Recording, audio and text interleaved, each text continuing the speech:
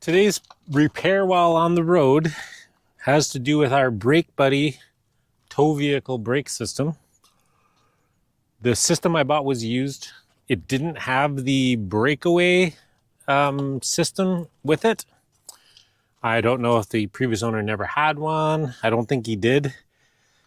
This Jeep is borderline into the weight where you need a brake system. I think it's 4,000 pounds in most states, and I believe in Canada.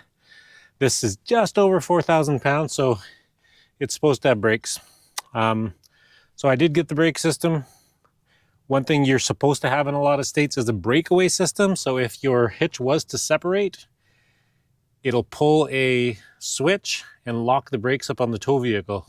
So it'll stop in the middle of the highway, which I guess could be a good thing. Could be a bad thing too. Hard to say. You never know. Anyway, that's the rules. The breakaway system is 100 and some bucks, and I didn't buy one.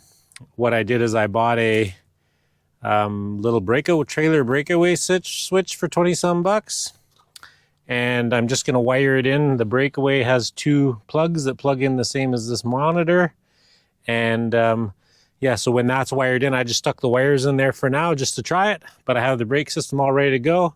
So I got to mount this thing on the front bumper, then the cable will hook to the truck hitch, and or the truck frame, I guess, in essence.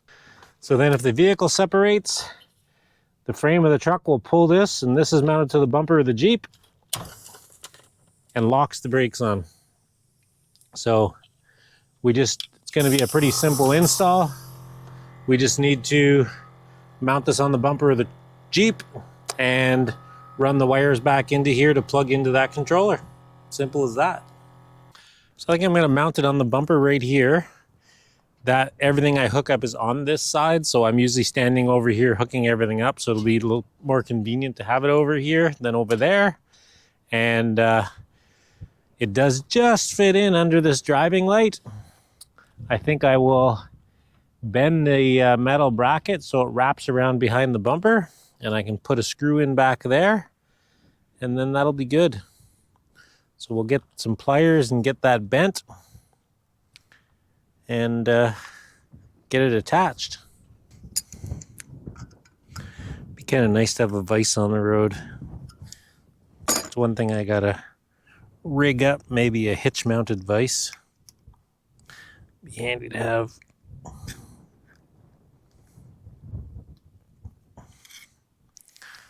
Something like that.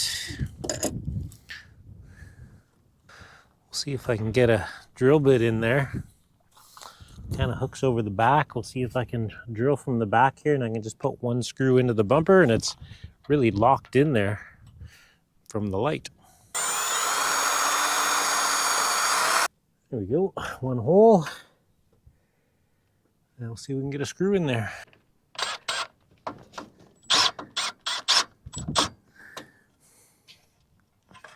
There we go, one screw. So I'm just heating up this piece of wire that I found on the ground, using it to make a hole through my firewall grommet so I can pass this wire through. This grommet here, I actually had run the driving light wires through there also. See if I can open up a big enough of a hole. Okay, we'll try that. Okay, so I have a little flat screwdriver, a medium size.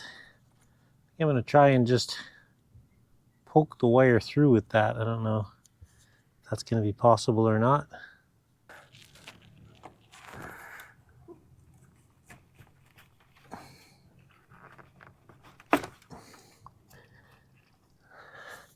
I'm going to say it is.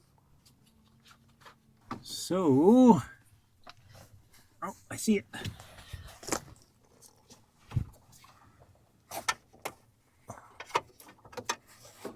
There we go. All right.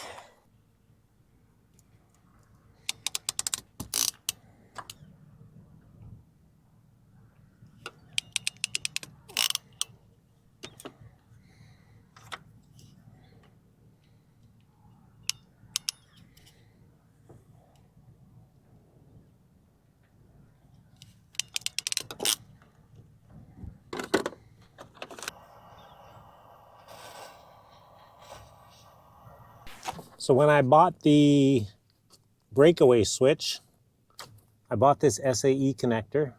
It was wired one straight wire with connector on each end. I just cut it and I spliced one end onto the wires coming from the breakaway connector. I put a couple bullet connectors, they're pretty tight in there, on the end of the other side that I cut, and I stuck them in the holes for the breakaway switch hookup on here. And so I can disconnect this when I take it out. These SAE connectors are pretty handy. And so this part can stay with the vehicle. I can just kind of put it up in there. Doesn't have any power on it or anything anyway. It just both wires go to the breakaway switch just to complete the circuit. So I can unplug and plug there, and we'll give it a test. This thing takes a minute to fire up. It's got to go through its setup procedure, so I won't bore you with that. Okay, we have our green lights and she's ready to go. I will go up front and pull the pin, just like it was disconnected from the vehicle. And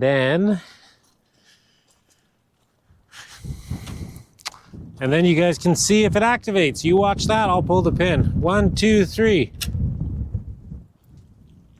Did it go? Oh yeah. I'll put the pin back in.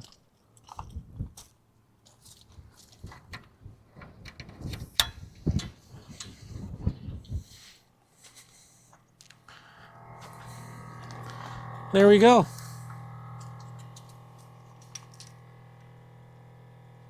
Two months, I think 9 weeks, 10 weeks maybe on the road, and I finally got that job done. That's one of the things I just didn't have time to do when we hit the road, so that's good.